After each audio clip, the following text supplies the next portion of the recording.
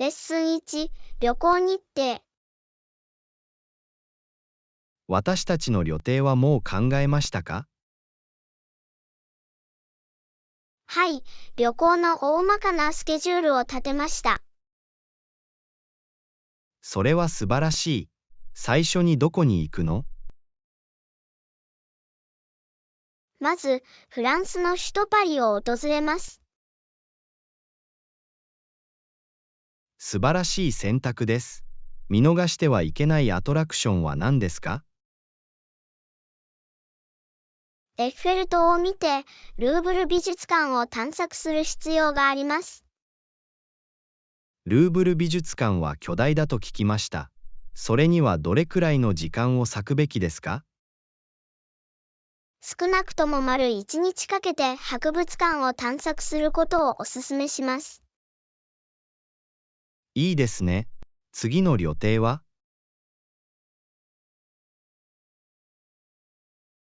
パリを過ぎたら、イタリアの美しい街、ローマに向かいます。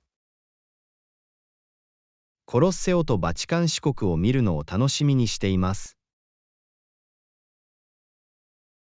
絶対に。コロッセオには歴史的に非常に重要な意味があります。ローマで何日過ごすべきだと思いますか？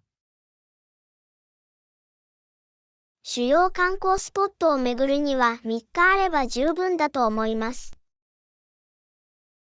よし、ローマの後はどこに行くの？その後、スペインの活気ある街、バルセロナに行きます。バルセロナはガウディの作品のようなユニークな建築で知られていますよね。はい、サグラダ・ファミリアとグエル公園は見逃せません。バルセロナには何日を割くべきですか？少なくとも2日間かけてその魅力を体験することをお勧めします。素晴らしい。旅程に他の目的地はありますか？はい、最後の目的地はオランダの首都アムステルダムです。そこにある運河や博物館は一見の価値があると聞きました。絶対に。アンネ・フランクの家とゴッホ美術館を見学しましょう。アムステルダムで何日過ごすべきだと思いますか？主なアトラクションを見るには2日で十分だと思います。これ以上は同意できませんでした。私たちの冒険を楽しみにしています。私も。それを最大限に生かして、心に残る思い出を作りましょう。絶対に。アンナ、この素晴らしい旅程を計画してくれてありがとレッスン2、個人情報の提供。う。絶対に。予約を進めるには、あなたの名前とクレジットカード情報が必要です。もちろん、私の名前はアンナ・ジョンソンです。そして、クレジットカードに関しては、その情報を提供しても安全ですか？はい、私たちはセキュリティを非常に重視しています。お客様のデータを保護するために、安全な暗号化を実施しています。それは心強いですね。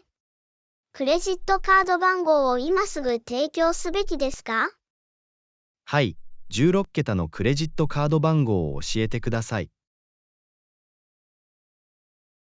OK、4532、5678、9012、3456だよ。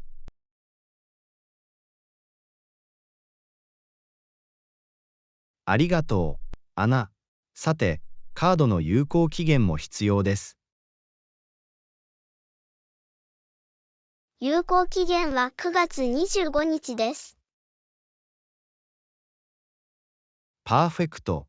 最後に、カードの裏面にある3桁の CVV コードが必要です。CVV コードは123です。ありがとう、アナ。お支払いが正常に処理されました。予約が確認されました。素晴らしい。予約に協力していただきありがとうございます。嬉しいよ。アンナ、他に何か手伝えることはある？現時点ではできませんが、他にご不明な点がございましたらお知らせします。いつでもお気軽にご連絡ください。アンナ、素敵な一日を。レッスン3、お気に入りのレシピを共有する。今週は間違いなく、おすすめのレシピはありますか？はい、大好きなレシピがいくつかあります。一つ紹介させてください。それは素晴らしいことです。シェアしたいレシピは何ですか？私のお気に入りの一つは、クラシックなスパゲッティカルボナーラです。美味しくて簡単に作れます。美味しそう。材料と調理手順を教えていただけますか？承知しました。スパゲッティカルボナーラには、スパゲッティ、ラン、パンチェッタ、パルメザンチーズ、黒胡椒、塩が必要です。どうやって調理するの？手順を教えていただけますか？まず、スパゲッティをアルデンテになるまで調理します。パスタが調理されている間に、パンチェッタをカリカリになるまで炒めます。パンチェッタがカリカリになった後の次のステップは？ボウルに、ラン、すりおろしたパルメザンチーズ、黒胡椒、塩一つまみを混ぜ合わせます。それから、調理したスパゲッティとパンチェッタはどうする？調理したスパゲッティを水気を切り、パンチェッタと一緒に鍋に加えます。火を止めてよく混ぜる。最後のステップは、卵とチーズのミックスをどうやって混ぜるの？まだ熱いうちに、卵とチーズの混合物をスパゲッティの上に注ぎます。すべてを一緒に投げ入れなさい。卵の混合物を加えた後、さらに調理する必要がありますか？いいえ、スパゲッティの熱で卵が調理されます。ソースがとろみがつくまで混ぜ続けてください。シンプルで美味しそうですね。サービングのコツや付け合わせは他にありますか？さらにすりおろしたパルメザンチーズと刻んだパセリを上に振りかけることができます。ありがとう、アナ。あなたのレシピに従ってスパゲッティカルボナーラを作るのが待ちきれません。どういたしまして、ジョン、私と同じように楽しんでいただければ幸いです。ボナペティ。ありがとう、アナ。どうなったか教えてあげよう。良い一日を。レッスン4、デコレーションツール。それは面白そうですね。デコレーションツールはどう？何かおすすめはありますか？絶対に。すべてのパン職人が持っておくべき必須のデコレーションツールがいくつかあります。ベーキングに欠かせないデコレーションツールにはどのようなものがありますか？適切なパイピングチップセット、パイピングバッグ、オフセットスパチュラが不可欠です。パイピングチップは何に使うの？例を挙げていただけますか？パイピングチップを使って、フロスティングで様々な形やデザインを作成します。例えば、星型の先端を使ってロゼットをパイプでつなぐことも、丸い先端を使って書くことも楽しできます。そうだね。そして、パイピングバッグの目的は何ですか？パイピングバッグにはフロスティングが入っているので、デコレーションしながら流れをコントロールできます。パイピングバッグには種類がありますか？どれがおすすめですか？使い捨てのプラスチック製パイピングバッグと再利用可能な布製のパイピングバッグがあります。使い勝手の良い使い捨てのものから始めることをお勧めします。知っておくと良いことです。オフセットスパチュラは、デコレーションにはどのように使われていますか？オフセットスパチュラはケーキのフロスティングを滑らかにし、端をきれいにするのに最適です。他に便利だと思うデコレーションツールはありますか？はい、ターンテーブルはデコレーション中にケーキを回転させるのにとても便利です。均一でスムーズな仕上がりになります。それは素晴らしいヒントです。デコレーションツールキットに追加することを検討すべきことは他にありますか？また、フロスティングで質感のあるデザインを作成するには、ケーキコームまたはスクレーパーを用意することをお勧めします。ありがとう、アナ。これらの提案は間違いなく私がデコレーションを始めるのに役立ちます。どういたしまして、ジョンハッピーデコレーション。他にご不明な点がございましたら、お気軽にお尋ねください。ご協力に感謝します。さらにガイダンスが必要な場合は、必ず連絡します。素晴らしい一日を。レッスン後、公共交通機関のナビゲーション。市内中心部に行くにはどの地下鉄線に乗ればいいですか？駅で入手できる交通マップを使用して、適切な地下鉄路線を見つけることができます。選べる地下鉄路線はありますか？どの電車に乗ればいいか、どうすればわかりますか？はい、複数の地下鉄路線があります。市内中心部の方向に向かっている路線を探してください。交通マップで正しい地下鉄路線を確認するにはどうすればいいですか？地下鉄の路線は通常、色分けされ、それぞれの名前または番号が付けられています。それは役に立ちます。正しい路線を見つけたら、どの駅で降りたらいいのか、どうすればわかりますか？交通マップには地下鉄沿線の駅名が表示されます。目的地に一番近い駅を探してください。駅の近くにランドマークや名所はありますか？はい。一部のマップにはナビゲートしやすいように、駅の近くにある注目すべきランドマークやアトラクションが含まれています。それは便利です。よくわからない場合、駅員に道を聞いてもいいですか？絶対に。駅のスタッフが質問や必要な道順についてお手伝いします。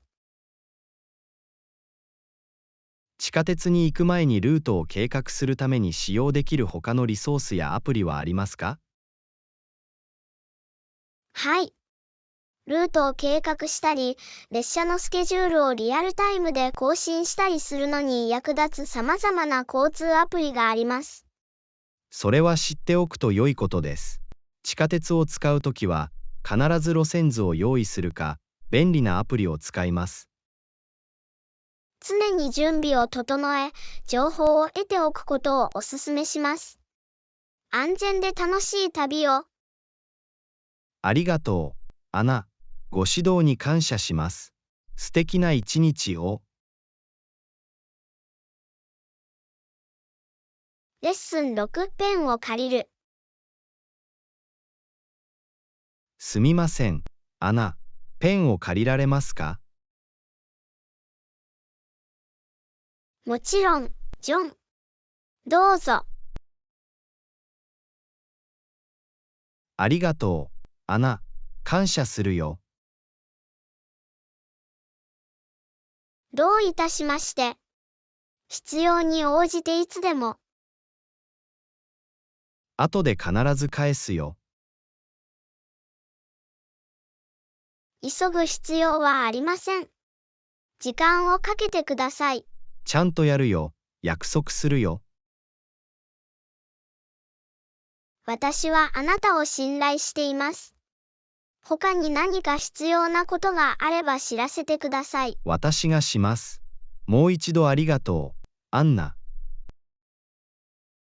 問題ないよ、ジョン。生産的な一日を。あなたもよ、アンナ。気をつけて。レッスン7、宿泊施設の選択。宿泊施設についてはどうですか？私は大抵格安ホテルに泊まるか。予算重視の旅行者には低予算のホテルがおすすめです。他にもおすすめの宿泊施設はありますか？はい、より手頃なオプションとして、ホステルやバケーションレンタルを検討することもできます。ホステルに滞在するメリットは何ですか？ホステルの方が安い場合が多く、他の旅行者と出会う機会もあります。ホステルに泊まることのデメリットはありますか？共有施設やプライバシーの低下はマイナス面ですが、個人の好みにもよりますが。バケーションレンタルはどう？それらを比べるにはどうすればいいでしょうか？バケーションレンタルでは、よりプライバシーが守られ、まるで自宅のようにくつろげるようなアメニティが揃っています。バケーションレンタルは通常、格安ホテルよりも高価ですか？場所や特定のレンタルによって異なりますが、場合によっては同等またはそれよりも安い場合もあります。バケーションレンタルを探すのに人気のウェブサイトやプラットフォームはありますか？はい、Airbnb と VRBO はバケーションレンタルを探すのに人気のプラットフォームです。宿泊施設を予約する際に考慮すべきことはありますか？場所、レビュー、アメニティは予約する前に考慮すべき重要な要素です。宿泊施設を選ぶ際の安全上の考慮事項はありますか？近所の安全性を調べ、宿泊施設に関するレビューを読むことは常に良い考えです。ヒントをありがとう、アンナ。次の旅行を計画するときは、それらを念頭に置いておきます。どういたしまして、ジョン。楽しい旅をして、滞在を楽しんでください。感謝するよ、アンナ。気をつけて、良い一日を。レッスン8、意見の表明と問題解決。意見。彼らは問題を特定できる？はい、様々な視点から意見を集めることで、問題をより正確に特定することができます。あなたの言うとおりだと思います。その問題の対処方法について何か提案はありますか？まず、根本原因を理解する必要があります。そうすれば、考えられる解決策をブレインストーミングできます。それは理にかなっています。どうすれば効果的に意見を集めることができるのか。アンケートやインタビューを実施したり、ディスカッションを行ったりして、関連する利害関係者から洞察を集めることができます。いいアイディアだ。意見を集めたら何をすべきか。意見を分析し、共通のパターンやテーマを探し、最も重要なものに優先順位をつけます。そして、意見に基づいて問題を特定するにはどうすればよいでしょうか。意見の中で繰り返し発生する問題や懸念を特定することで、問題を絞り込むことができます。それは論理的に聞こえます。問題を特定した後、次のステップは何か。その後、意見で共有されている視点を考慮して、考えられる解決策をブレインストーミングできます。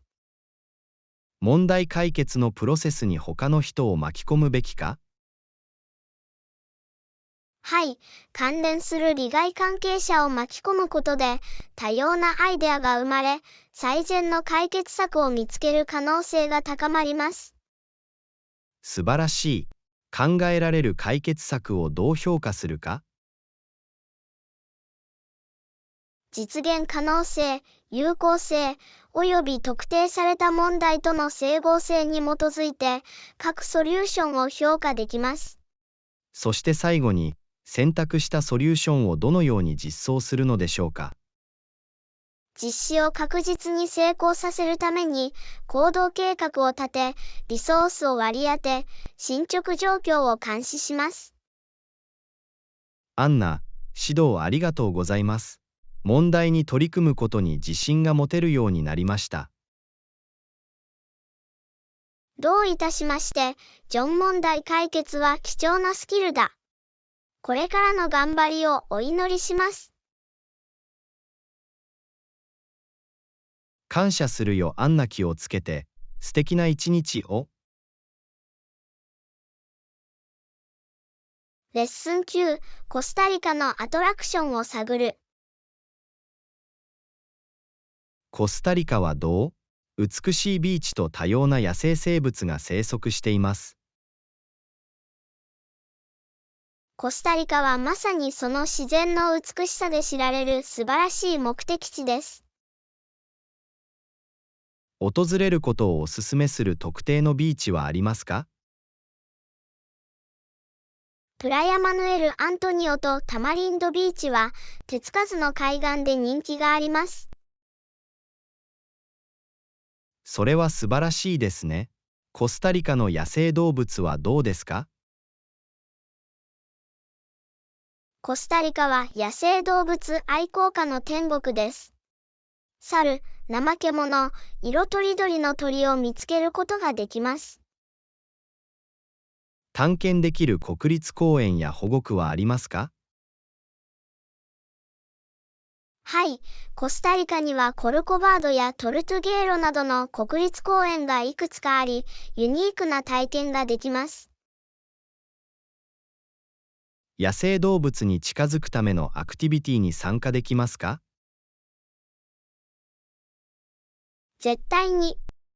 ガイド付きハイキング、ワイルドライフサファリ、キャノピーツアーに参加して、野生生物を間近で観察することもできます。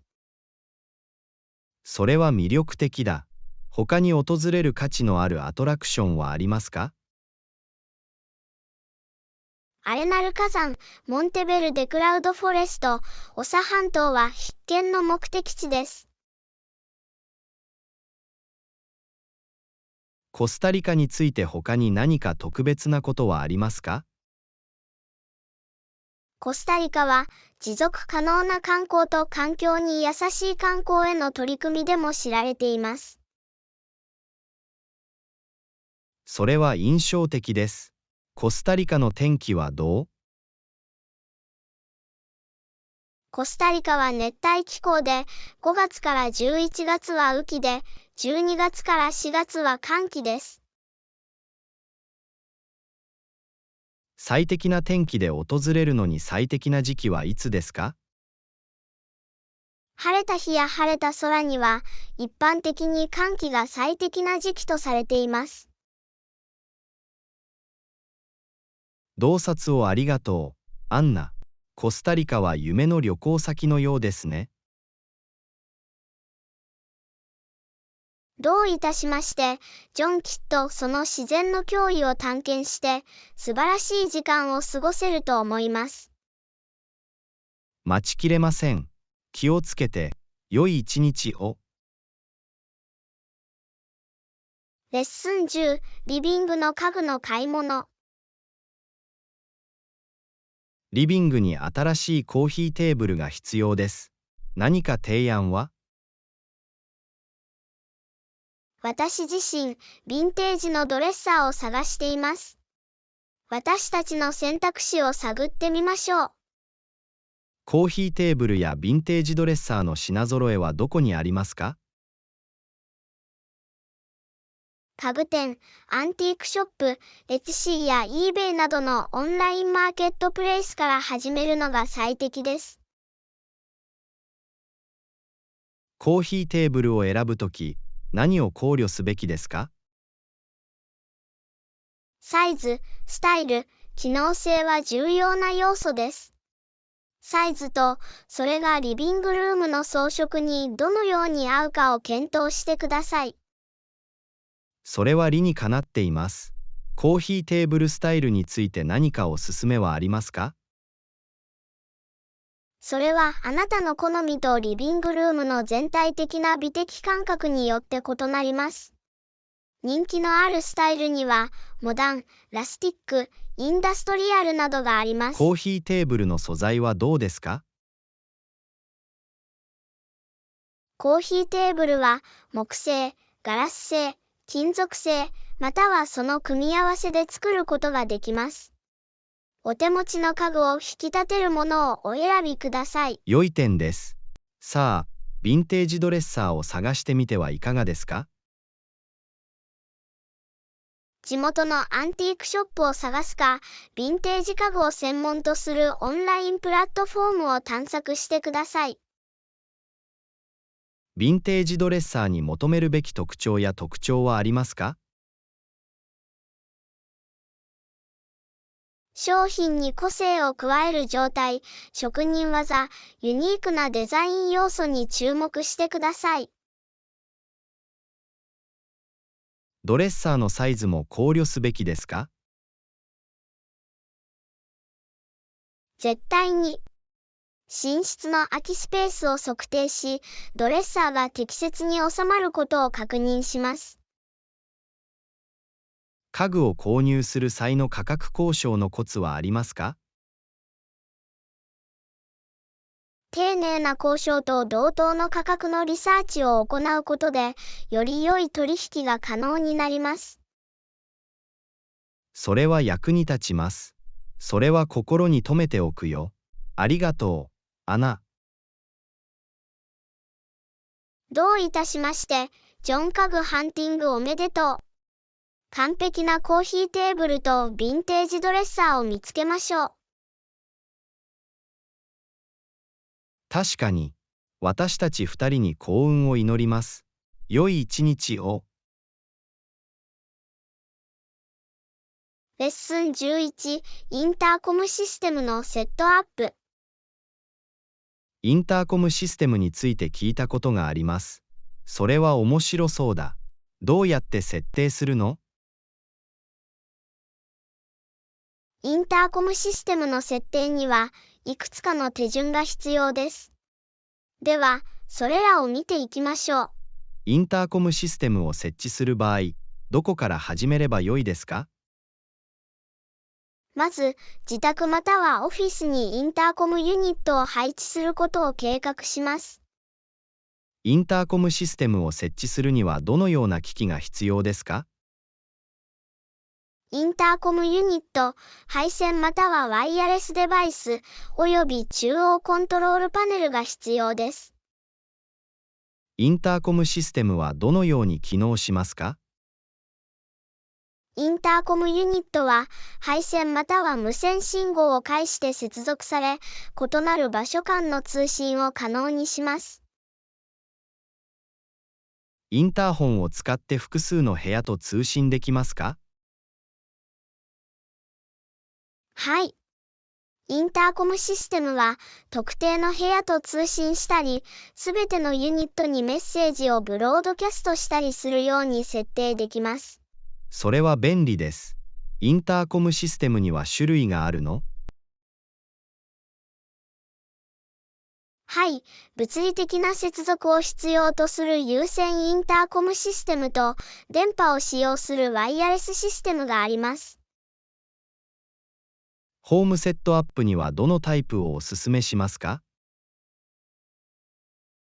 住宅用には、設置が簡単で柔軟性があるため、ワイヤレスインターコムシステムが人気があります。ワイヤレスインターコムシステムの設置方法を教えてください。ワイヤレスインターホンには通常、説明書が付属しています。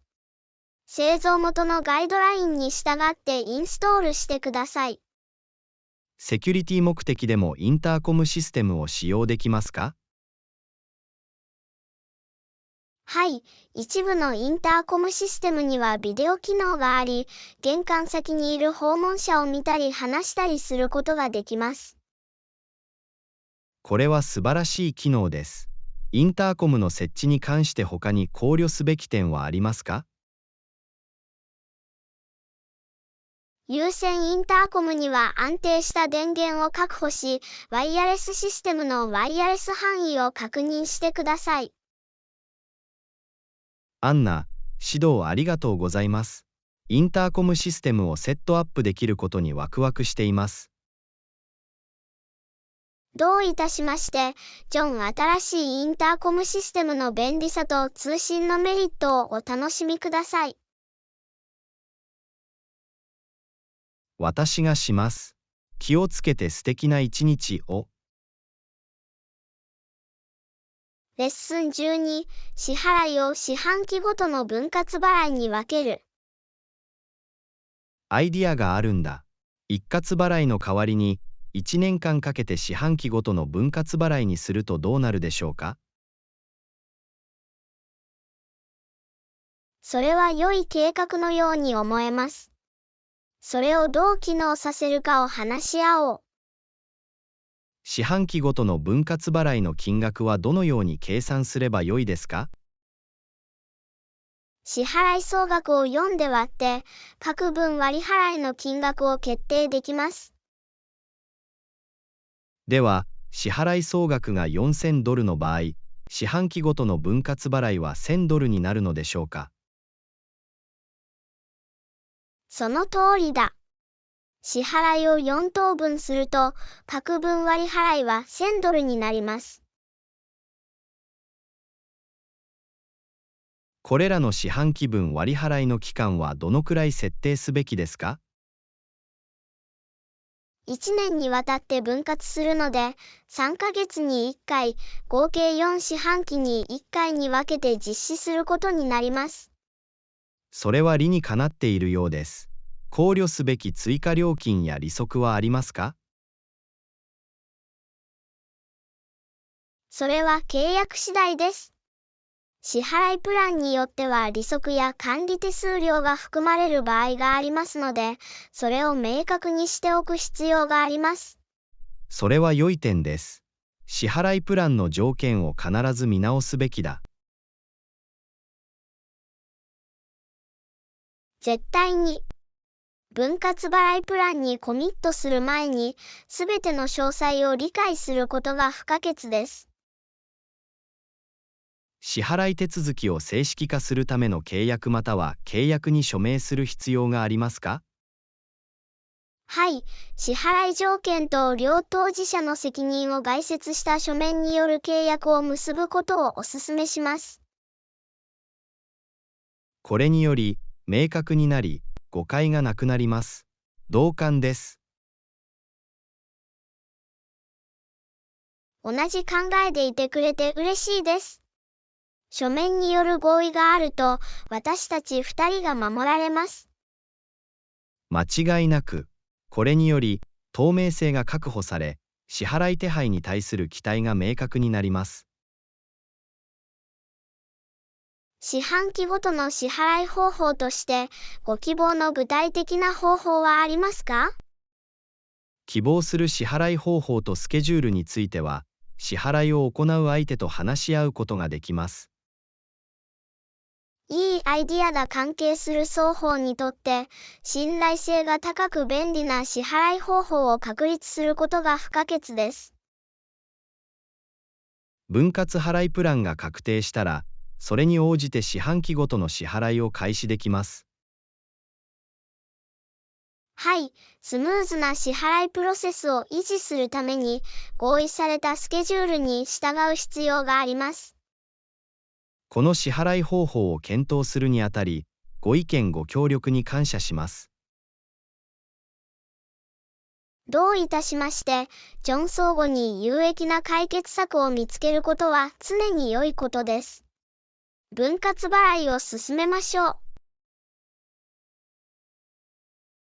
同意した。ありがとう、アンナ。この支払い方法は私たちにとってうまくいくと確信しています。どういたしまして、ジョン。私もそうなると思います。ご不明な点がございましたら、お気軽にお問い合わせください。良い一日を。ありがとう、アナ。あなたも良い一日を。レッスン13、時間の見積もりを求める。やり遂げなければならない仕事がある。どれくらいの時間がかかるかを見積もるのを手伝ってもらえますか？もちろん、精一杯お見積もりさせていただきます。どんな仕事のことを言っているんですか？仕事のレポートを書かなくちゃ。それには調査と分析が必要です。必要な調査の複雑さと量によっては、レポートの作成に時間がかかる場合があります。わかりました。関係する研究を考えると、妥当な時間枠はどのくらいでしょうか？詳細を知らずに正確に言うのは難しいですが、数日から1週間かかると思います。これで大まかな考えが浮かびます。時間枠の絞り込みにご協力いただきありがとうございます。どういたしまして、ジョン報告の締め切りは決まっていますか？はい、2週間後に期限が来ます。その仕事に十分な時間を割り当てたいんだ。締め切りは2週間なので、徹底的な調査と分析を行ってレポートを完成させるのに十分な時間が必要です。それを聞いて心強いです。計画を立て、それに応じて時間を割り当てます。事前に計画を立てることは良い戦略です。質の高いレポートを作成するのに十分な時間を確保するのに役立ちます。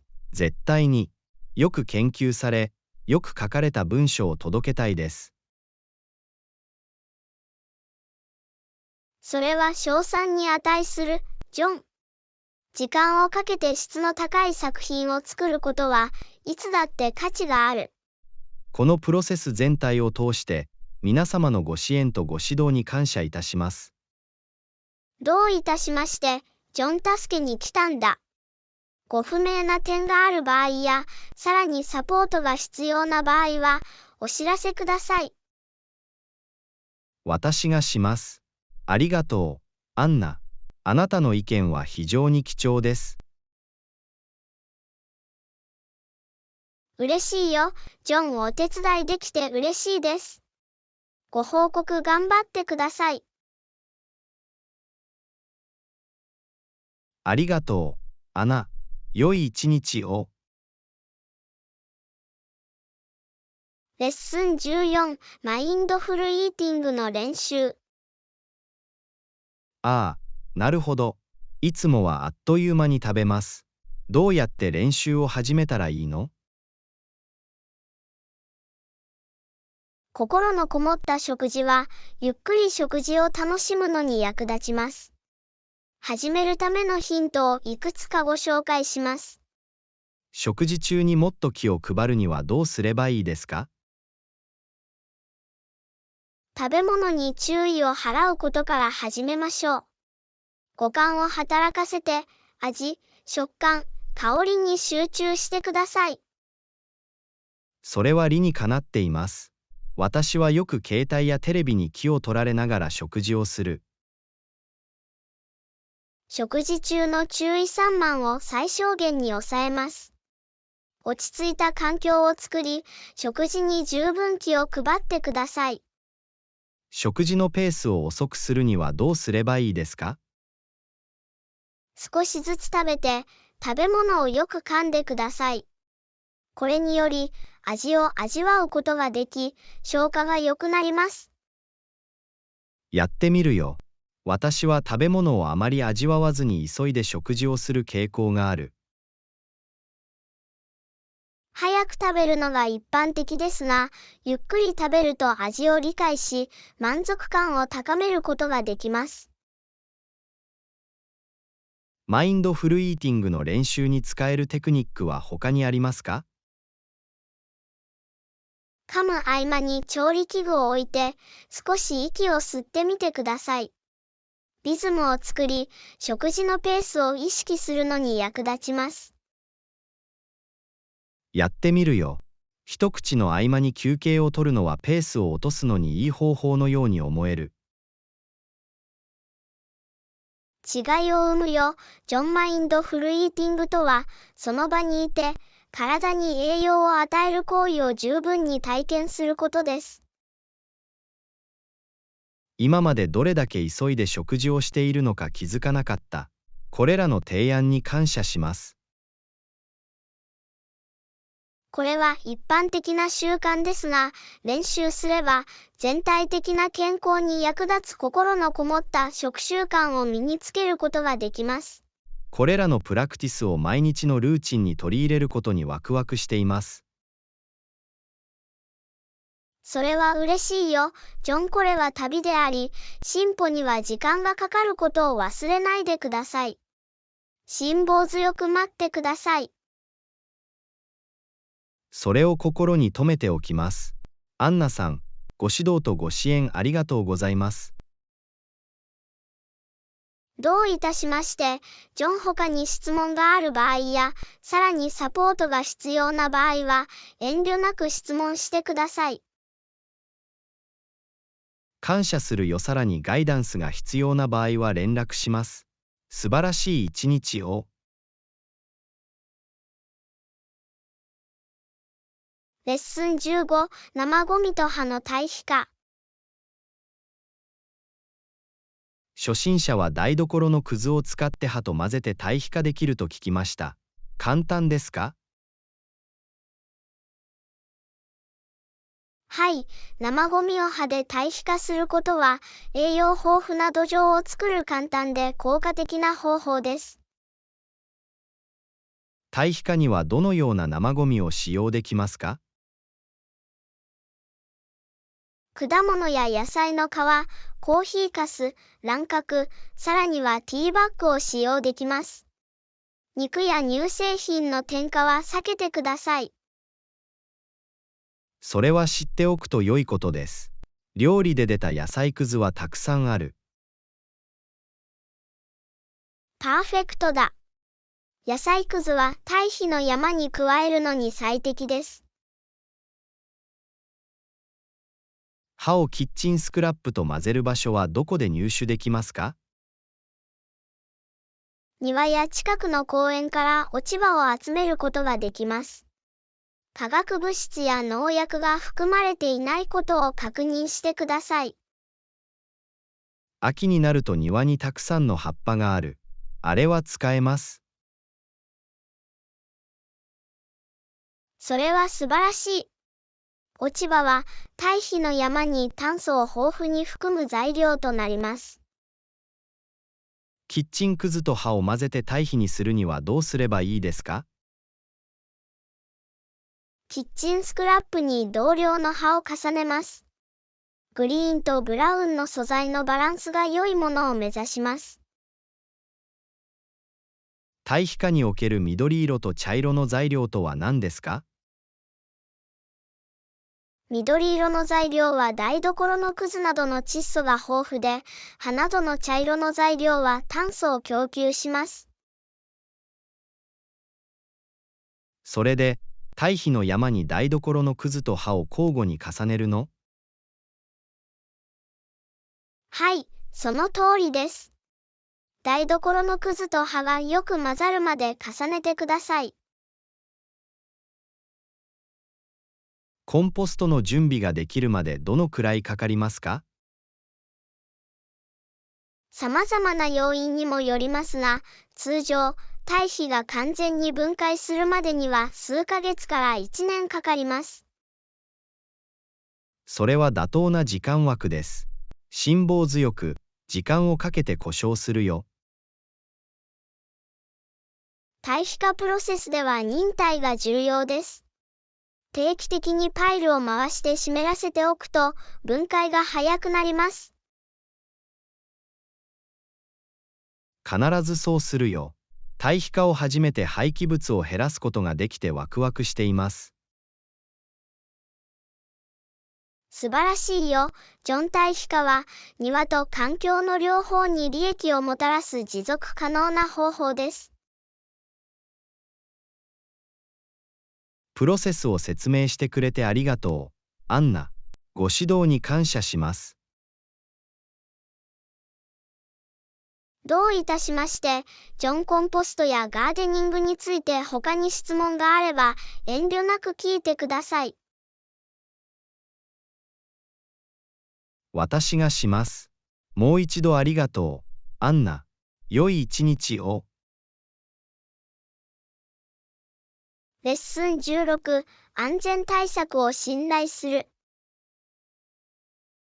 私は深呼吸をして、安全対策を信頼するように自分に言い聞かせました。素晴らしい考え方だね。ジョン。安全対策を信頼することは、不安を和らげ、安心感を高めるのに役立ちます。特にすべての不確実性があると、困難な場合があります。わかりました。しかし、確立された安全プロトコルに従うことで、危害のリスクを大幅に減らすことができます。同感です。安全を優先し、実施されている対策を信頼することが重要です。絶対に。安全対策は専門家の助言と科学的研究に基づいて実施されます。それが分かって心強いです。その効果を信頼するように自分に言い聞かせ続けます。ポジティブなアプローチだね。ジョン。安全対策を信頼することで、不確実な時代をより自信を持って乗り切ることができます。また、対策を講じることで、自分だけでなく周りの人も守ることができることを思い出します。それは素晴らしい視点です。私たちには、お互いの安全を守るという集団的責任があります。確かに、安全対策を信頼し、遵守することで、協力してより安全な環境を作り出すことができます。正確に、ジョン。安全対策を信頼することは、健全で安全なコミュニティを維持するために不可欠です。励ましてくれてありがとう、アンナ。自分の役割を果たすことに集中するのに役立ちます。どういたしまして。ジョン。覚えておいてほしいのは、私たちは皆一緒に取り組んでいるということです。安全対策を信頼することは共通のコミットメントです。私はガイドラインに従い、その有効性を信頼することに全力を注いでいます。それは称賛に値する、ジョン。そうすることで、あなた自身と周りの人々の幸福に貢献できます。それは私の責任であり、真剣に受け止めています。安全は常に優先されるべきだ。これ以上同意できないわ、ジョン。特定の安全対策について質問や懸念がある場合は、遠慮なく聞いてください。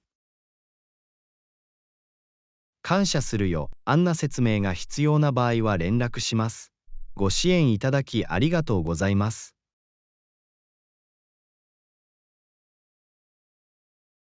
どういたしまして、ジョン。安全を確保して、気をつけて、力を合わせて、これらの課題を克服しましょう。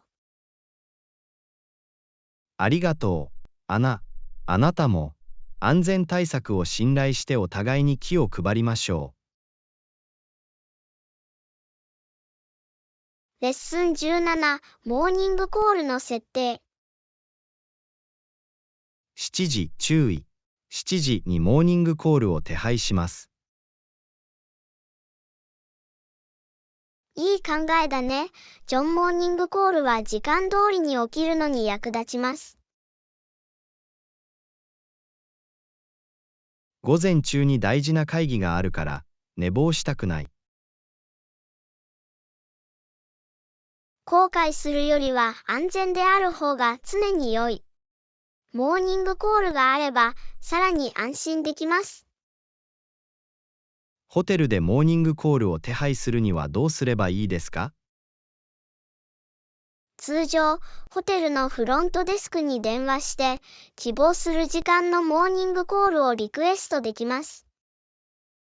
よし、電話して7時にモーニングコールを頼むよ。それが進むべき道です。スケジュール通りに進むためのシンプルで効果的な方法です。モーニングコールをリクエストするときに、何か具体的な情報を提供すべきですか？通常、彼らはあなたの名前、部屋番号、そしてあなたが電話をかけたい時間を尋ねます。電話するときは、必要な詳細をすべて伝えます。素晴らしい。時刻を再確認し、ウェイクアップコールを確認することで正確性が保証されます。混乱や間違いがないように、必ず時間を確認しておきます。それは賢明なアプローチだ。ジョン。大事な約束はしっかりした方がいいよ。思い出させてくれてありがとう、アンナ。ご指導に感謝します。どういたしまして、ジョン。助けに来たんだ。他に何か手伝えることはある？今はダメだ。あんなモーニングコールは私がやるよ。改めて、ありがとうございます。どういたしまして、ジョン。他に質問がある場合や、今後サポートが必要な場合は、遠慮なく連絡してください。それを心に留めておきます。良い一日を、アンナ。レッスン18、長時間勤務のための万能服の選び方。特に仕事で長い一日を過ごすには、用途の広い服が必要です。それは賢いアプローチだ。ジョン。用途の広い服装は、一日中快適でスタイリッシュな状態を保つのに役立ちます。毎朝何を着るかを選ぶのに費やす時間と労力を最小限に抑えたい。わかりました。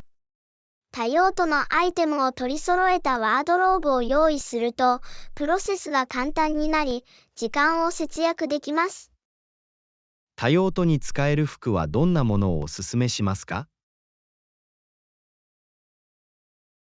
テーラードパンツ、ブレザー、ニュートラルカラーのシャツなどのアイテムを探してください。簡単に組み合わせることができます。それは理にかなっています。だから、同じピースでいろんな服が作れるんだ。まさに、様々なトップスとボトムスを組み合わせることで、大きなワードローブがなくても複数のルックスを作ることができます。注目すべき特定の色やパターンはありますか？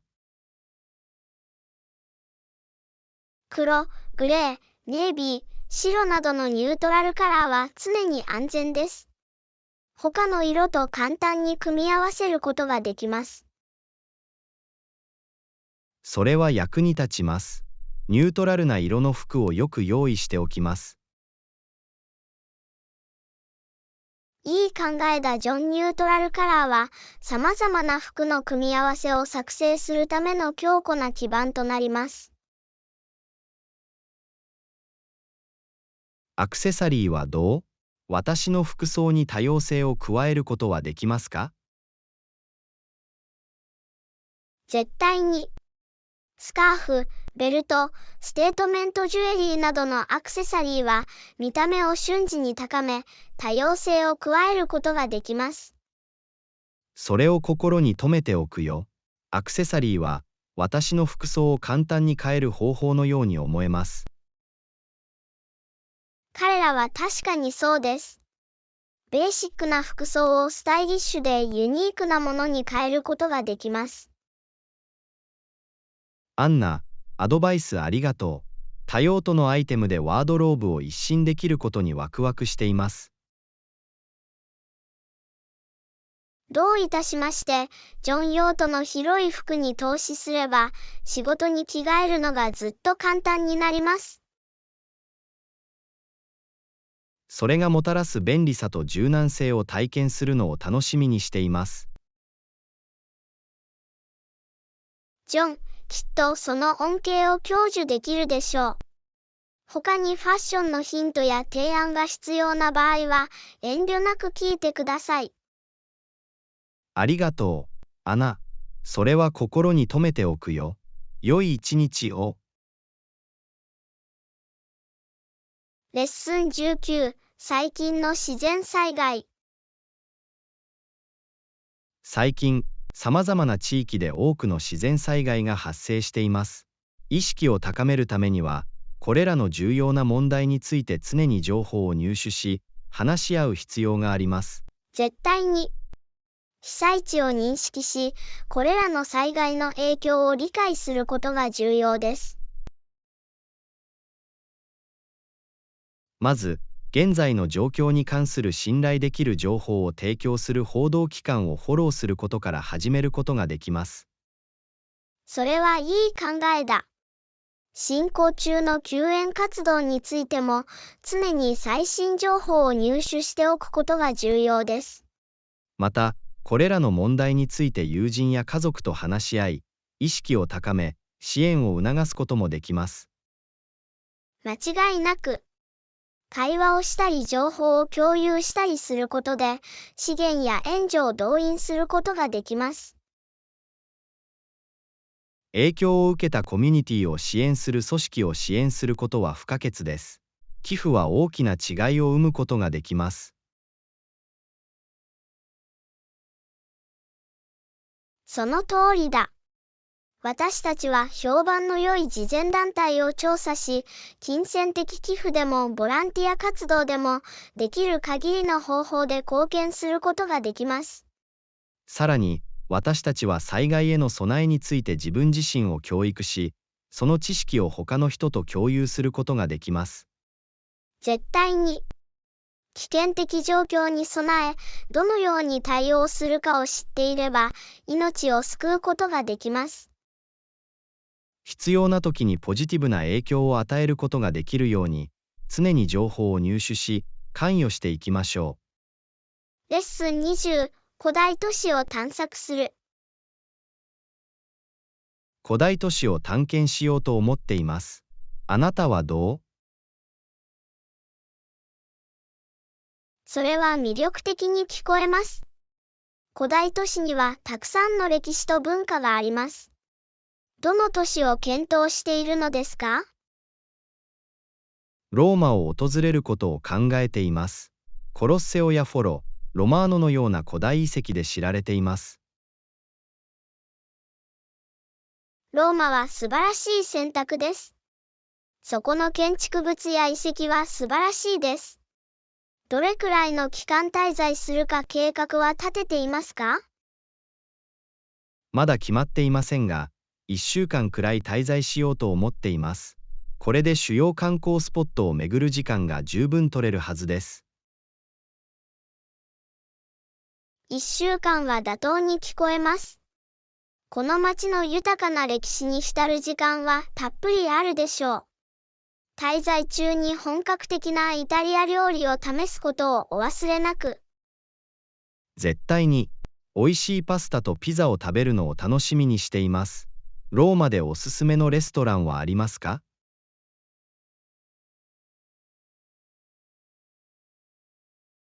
ローマには食事をするのに最適な場所がたくさんあります。トラットリアダテオは伝統的なローマ料理で、ロショリはピザで有名です。ぜひ試してみてください。推薦してくれてありがとう。必ずチェックしてみます。ローマで他に見逃してはいけないことはある？有名なランドマーク以外にも、バチカン市国を訪れ、バチカン美術館を探索することをお勧めします。システィーナ礼拝堂は必見です。それは素晴らしい提案です。必ずバチカン市国を旅程に含めておきます。そこにあるすべての芸術品や歴史的遺物を見るのが待ちきれません。ローマで素晴らしい時間を過ごせるようですね。たくさんの写真を撮って、冒険のあらゆる瞬間を楽しんでください。ありがとう。思い出は必ず取っておきます。帰ったらどうなるか教えてあげよ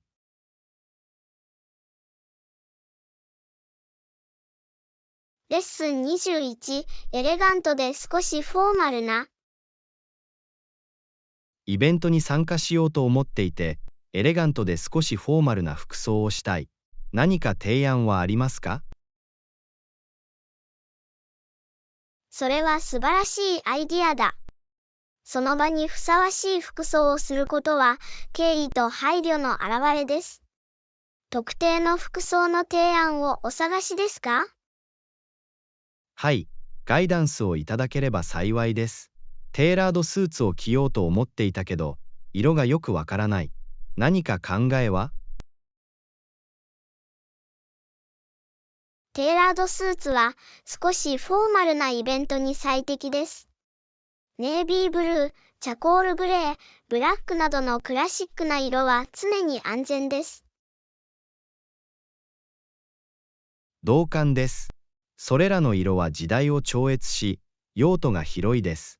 ネイビーブルーのスーツで行こうと思います。さて、シャツとネクタイはどう？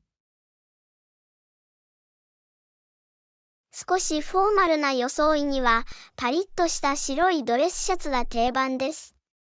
ネクタイは無地でも、スーツを引き立てる繊細な柄でも構いません。それは理にかなっています。白いドレスシャツと微妙な模様のネクタイ、多文章サナテンや縞模様のものを選びます。素晴らしい選択です。洗練されたルックスになりそうですね。ポリッシュ仕上げのドレスシューズとお揃いのベルトを合わせるのをお忘れなく。絶対に、エレガントに着こなすには、細部へのこだわりが不可欠です。すべてがうまく調整されているか確認するよ。考慮すべきもう一つのことはアクセサリーです。上品な時計とポケットチーフは、装いにちょっとした上品さを添えてくれます。それは良い点です。見た目を引き立たせるクラシックな時計があるんだ。配色に合ったポケットチーフも探してみます。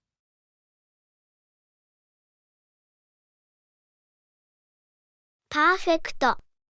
スーツ、シャツ、ネクタイ、シューズ、ベルト、時計、ポケットスクエアがすべてコーディネートされていれば、イベントでスタイリッシュな印象を与えること間違いなしです。ご協力いただきありがとうございます。今はずっと自信がつきました。エレガントで少しフォーマルな服装をするには、細部にまで気を配ることがすべてです。レッスン22、チキンタコスとスパゲッティ。夕食に何か違うものを考えています。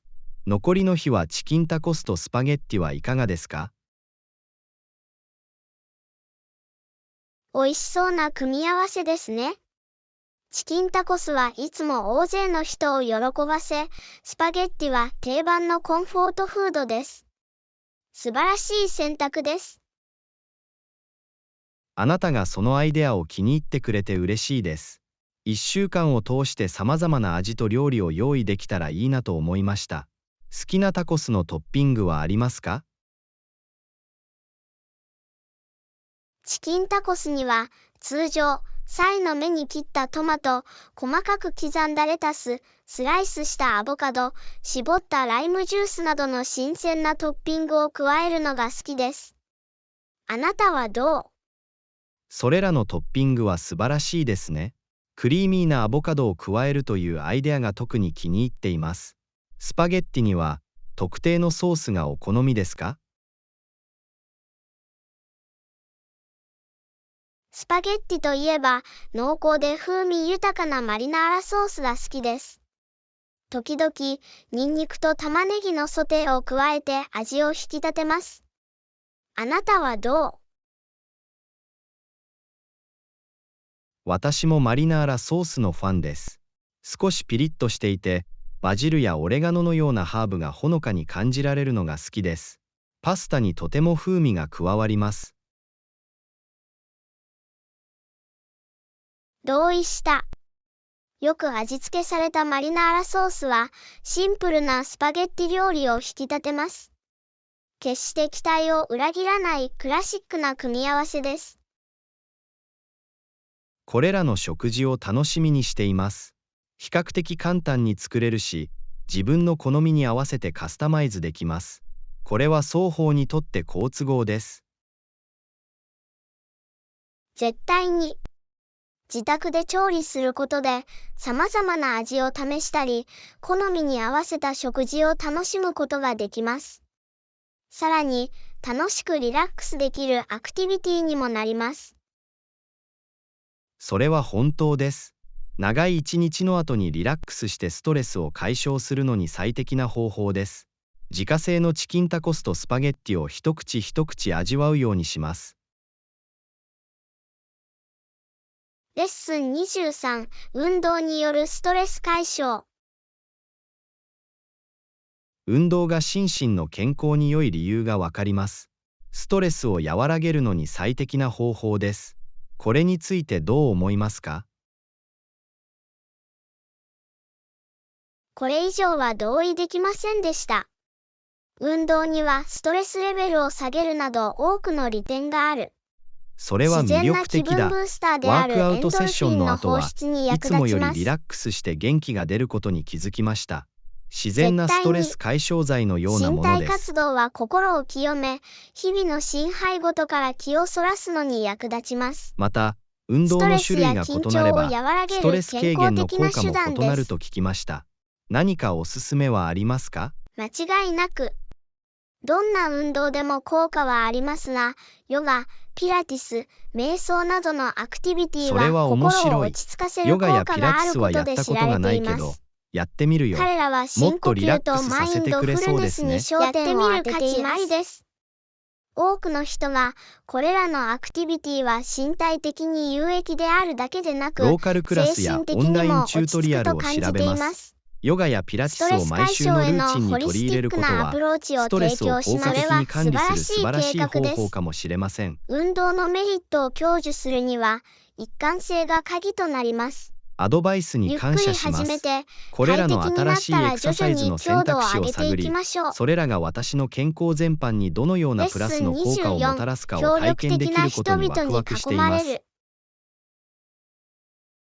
私は英語を上達させようと努力してきましたが、協力的な人々に囲まれることが本当に役立つと聞きました。他に何かアドバイスはありますか？絶対に。言語学習には支援的な環境が不可欠です。それ以外にも、ネイティブスピーカーと一緒に練習したり、会話グループに参加したりすることもできます。それは役に立ちそうですね。ネイティブスピーカーと一緒に練習する機会は絶対探すつもりです。その言語に堪能な人から学ぶことは大きな違いを生む可能性があります。間違いない。言語と文化に没頭することで、学習を加速させることができます。リスニングスキルを向上させるために、映画やテレビ番組を英語で視聴することも検討してください。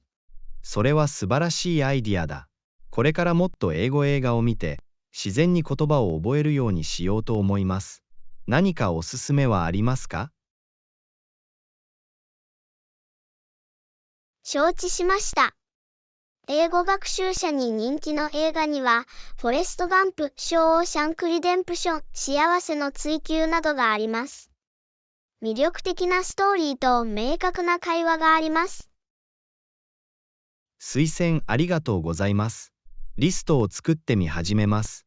ボキャブラリーを学び、上達させる楽しい方法になるでしょ絶対に。興味のあるアクティビティを見つければ、学習は楽しくなります。もう一つのヒントは、特定の言語目標を設定し、進捗状況を追跡することです。モチベーションを保つのに役立ちまう。す。それは良い点です。計画を立て、達成可能な目標を自分で設定します。それは私に取り組むべき何かを与えてくれ、集中力を保ってくれます。